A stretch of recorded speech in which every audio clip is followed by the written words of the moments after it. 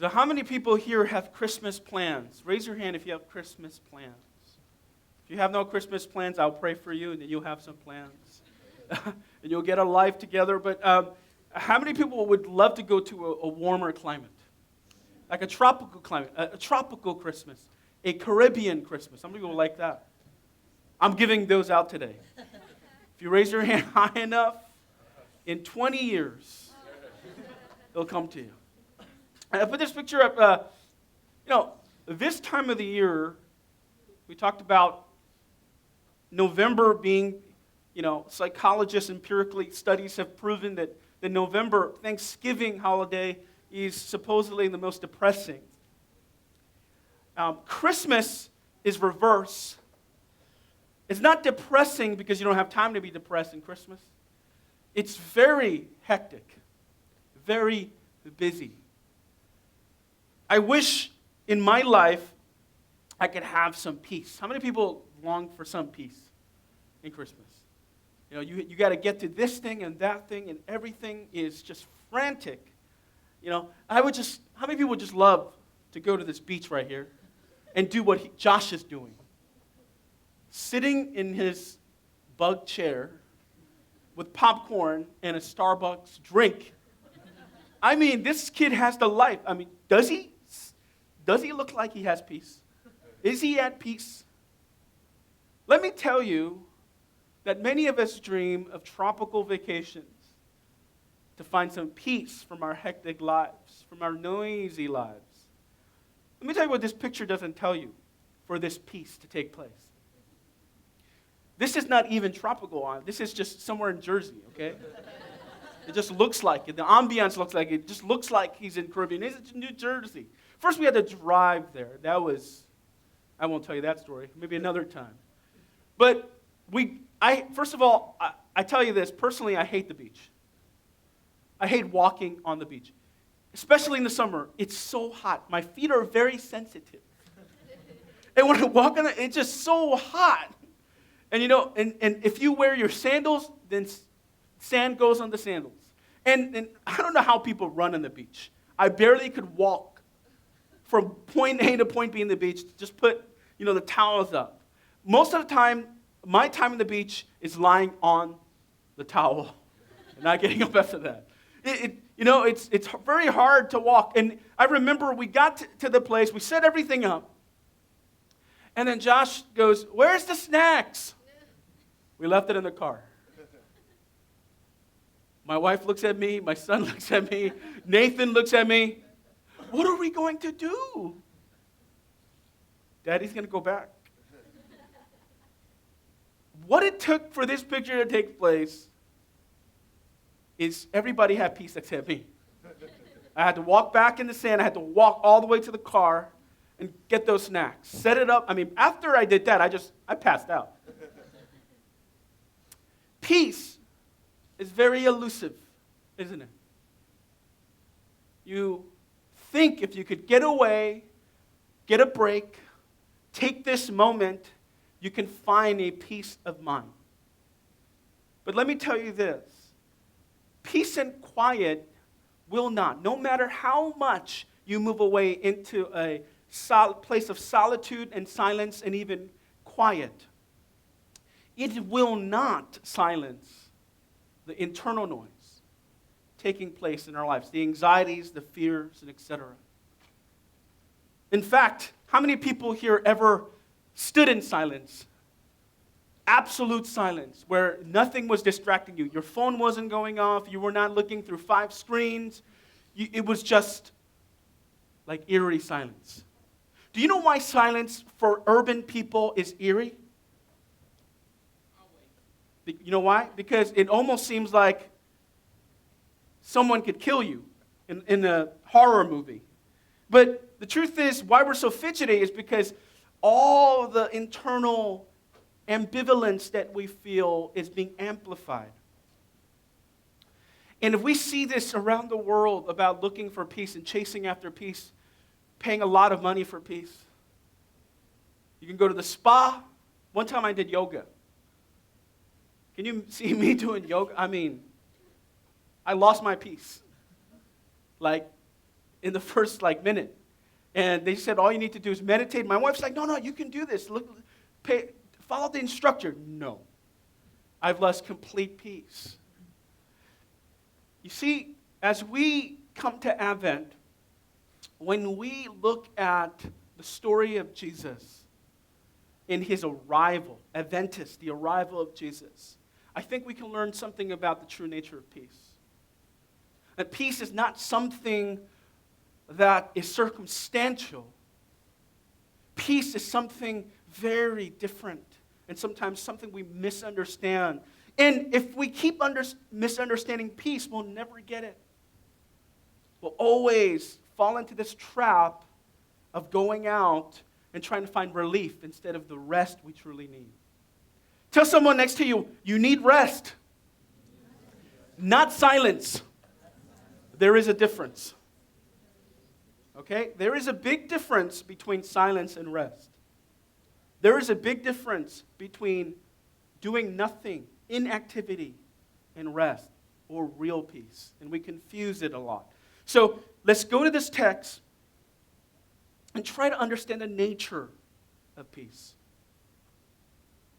So pay close attention here to Bethlehem in verse 2, and then go to verse 3. Right? So the Magi, or the wise man, through prophecies in the Old Testament, specifically Isaiah 9:6, and also Micah, there's prophecies foretold thousands of years before the birth of Jesus that he would be born in Bethlehem, and that he would be born when the star would be guided by a star. And so the pretext here in this narrative is that the Magi, or the wise men, were following this star. And now, you need to understand the political instability of the Middle East at this time. Not much has changed. The political instability of Israel in the ancient Middle East at the birth of Jesus was a place of great violence because the Roman Empire did conquer the ancient world. And the Roman Empire was collaborative with other governments, meaning they would imperialize them to a certain point in terms of power and authority, but they would allow them to have their own kingdoms and still exercise their own customs. And you see in verse 3, it says what? When King what? What's his name? Herod. Heard that he was disturbed. When he heard this, he was disturbed, and all of Jerusalem with him. And so why was the king disturbed? This is the king of the Jews. Not Caesar, not any other nation. This is the king of the Jews. He's disturbed because he's built a kingdom that could match, according to historians, like by Josephus especially, his kingdom was massive. The Roman Empire helped this king. And let me just tell you, it could rival Solomon and David. Everybody loves David. Everyone wants to talk about King David. Man after God's heart. His kingdom was massive. Solomon, the wisest man. But this king matched their political power and wealth. And so his expansive power was being consolidated at this time. So a new king, a prophetic king, foretold by God, would be the greatest threat. And then pay close attention to that word. He was what? Read that with me. He was what? In verse 3, he was disturbed. The Webster Dictionary defines peace. Freedom. Peace, that's freedom from what? Disturbance. Freedom from disturbance. You see, if peace is circumstantial, anything could take your peace. Right? For him, the greatest threat to his power, this massive power, ironically was what? Not a military general, not Caesar, but a baby. A baby. You know what disturbs my peace? In my life? What disturbs peace in your life? It's not these big things that disturb peace in our lives. And this is why peace is very elusive. You think about so many things that could disturb peace in your life. My peace is disturbed when we try to leave our house with 2 kids. Get married, have 2 kids, and try to leave the house. Your peace will be disturbed. And it's not disturbed by any life-threatening issues. It's threatened by the most ironic, simplest, dumbest things. We're on the way out. We have to catch a movie. And everybody complains if we miss part of the movie. Why are we late, Dad? You're asking me why we're late? Me. You know why we were late, right? No, I forgot. We were late because you couldn't find your socks. Socks disturbs me. I hate socks. Especially in New York. If it's cold, you need to wear socks. Every single time. Am I venting? Every single time we try to catch a movie, someone cannot find their socks. Josh can't. Where's my socks? My 80-year-old, Nathan, I can't find my socks. Where are your socks? I don't know. We're there, and I'm about to lose my mind. I have lost my peace. And I could only find my peace if I could, I don't know, do something to these kids. I guess I have to keep them. But socks disturbs my peace. It's not World War III, but it feels like it. It's completely disruptive. You know what disturbs my peace? I remember we went on our honeymoon. Isn't that honeymoon supposed to be peaceful? Beware of your honeymoon. I'm like, honey, I love you so much. I want to give you a gift. She's like, thank you so much. You don't even know what I'm going to give you yet. It doesn't matter what it is. I bought a package for you in the spa. And you better enjoy it because it's like $200. I want you to go there and get this massage and be all relaxed and not complain at all anymore this whole day. She gave me a look, so I sent her off, and then I got married a long time ago, like 13, 14 years ago, so internet was really slow in Punta Cana. I was in the computer shop, and it was slower than dial-up, and I was really losing my peace there. My wife comes out after 10 minutes. This is a 2-hour massage. This is $200. She comes out at 10 minutes. She goes, I couldn't do it. I was like, what do you mean you couldn't do it? It was too ticklish. You better go back in there right now. Too ticklish. This is $200. And she's like, I just can't. But she gave me a manicure, I'm like, I don't care. That's like $10. You need to go back in there, get a full. It doesn't. You just need to endure it. It will give you peace eventually. After the pain, after being, whatever it is. She goes, I gave her a $20 tip too. I'm like, oh my gosh. Lord Jesus. I had to pray in tongues. Lost my peace. Peace. If peace is that simple as attaining something, as getting a massage or yoga or a circumstance to be in, a state of being, which many people think peace is, then we're always at the short end of the stick because you can lose your peace. Peace cannot be attained through chasing it, running after it, because anything, the smallest thing, robs you from it. A kingdom in this text is threatened by an infant who is supposed to be non-threatening. See, when you consolidate power, whatever power you have in your life, whatever you try to do, peace, this nature of peace that we learn from this text. First lesson we learn is what? Read this with me. Peace is what? It's madly elusive to find. And if we keep thinking peace is circumstantial, it will always be almost in our fingertips to be missed. you're chasing another vacation with umbrella drinks, 5 of them to get peace. If you need to take a day off, you need to do this and that, you can go to the spa. Yes, it's relief, but it won't bring peace. See, the word peace is defined from freedom from disturbance, but circumstances will change, right?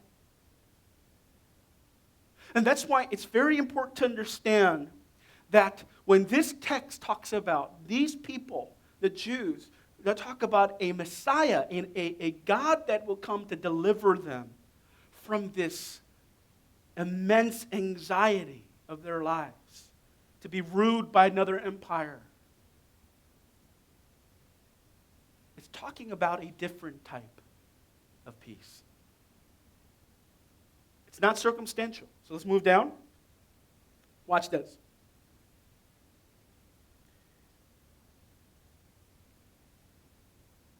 So this prophecy is foretold in this text, in Isaiah. Look what it says. For to us a what? A child is born. This is in the book of Isaiah. They didn't know each other. The writer of Matthew. But if you read this text, and for some of you that grew up in the church and still not sure if Christianity, if Jesus and the gospel is intellectually legitimate, and you have questions, where is the connection of legitimacy and historicity? I mean, you need to read just parts of the Old Testament and tell me that that is not prophetic. You're not being honest.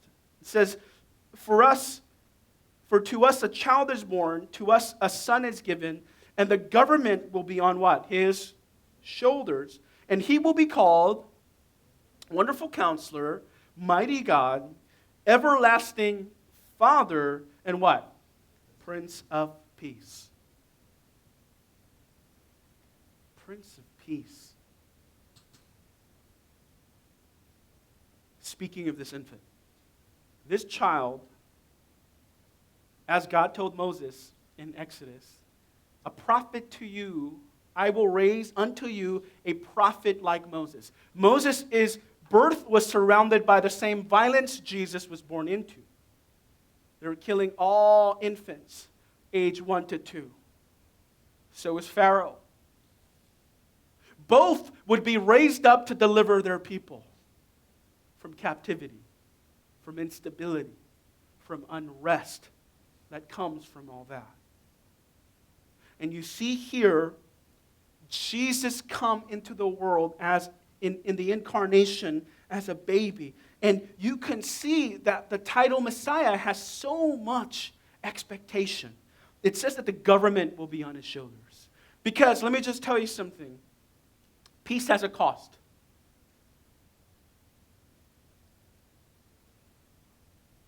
Peace has a heavy cost.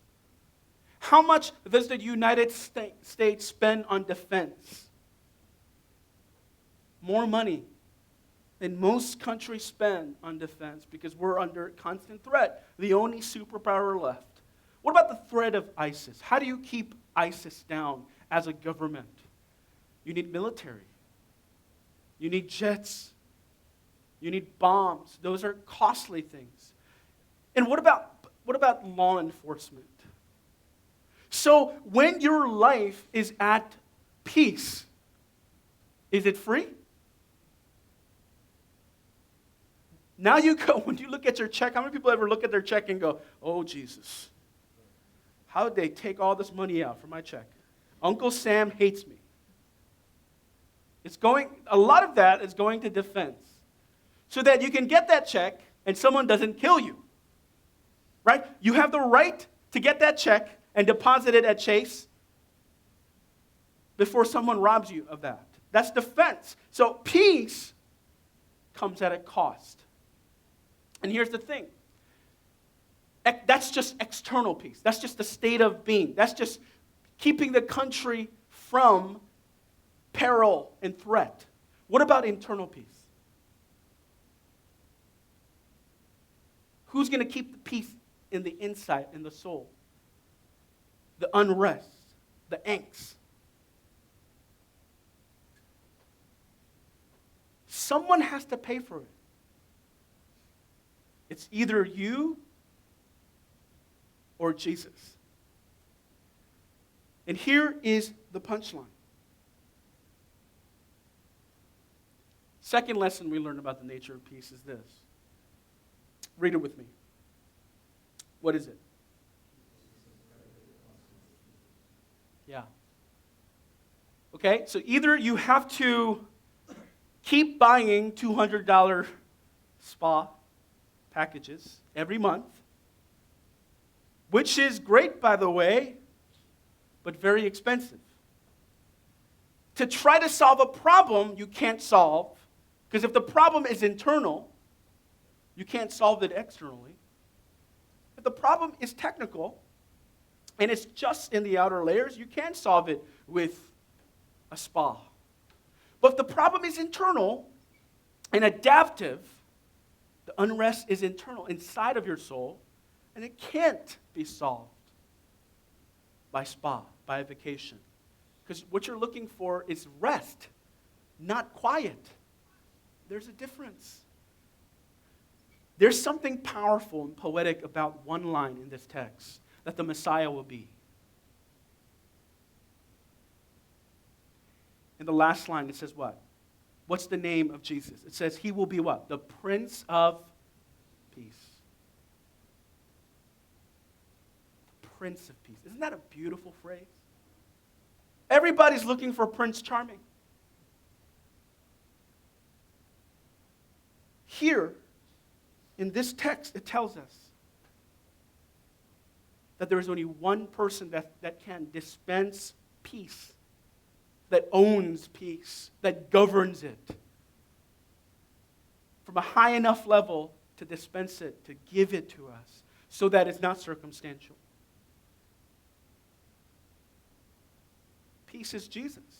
That's the gift of the arrival, to bring peace into our lives. Peace that we cannot keep or find or fight for.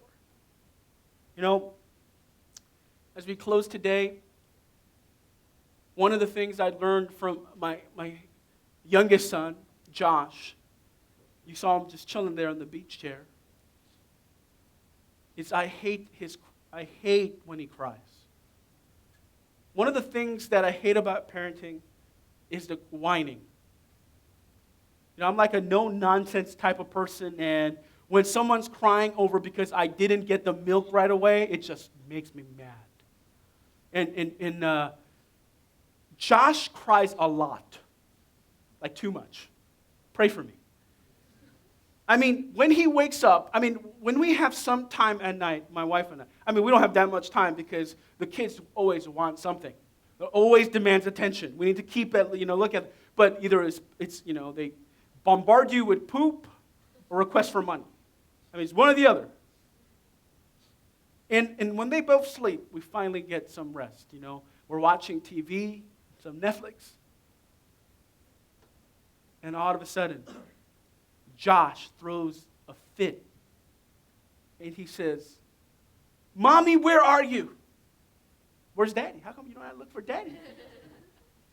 Mommy, where are you?" And it's just like, these tears are powerful. They're like wailing tears. And it's just scary. And my wife looks at me while we're sitting in the sofa and goes, I've been watching those kids all day. They're your kids. Go take care of it. I'm like, please, no. No. I walk up the stairs with a grateful heart, praying to Jesus. And I go there and I try to be all vulnerable and tell, "Oh, Josh, it's okay." No! I want Mommy. But Josh, Daddy's like second best. Daddy's second best. He goes, "No, Mommy's the bestest. Mommy's the best. Mommy's the best." And he won't stop crying. And then I hear my wife from the background coming up the stairs. And when Josh finally hugs his mom, stops crying. We chased a lot of things in life to find peace. If you're a Christian today, you know that those things won't work. If you're not, if you're a seeker, you've tried it too, but there's still that unrest. Jesus came in the flesh to be our peace. If you come to him today, he will be the Prince of Peace in your life. That's what Christmas is really about. Finding someone that will what? Cover you and protect you. And that's the Messiah, to save us from our unrest. All God's people pray. Let's stand and pray together.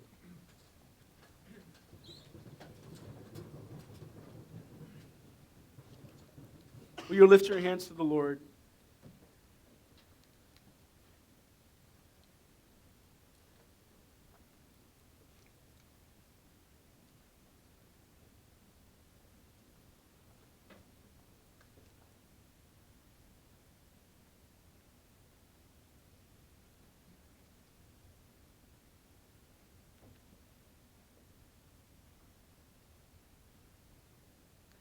Will you allow the Prince of Peace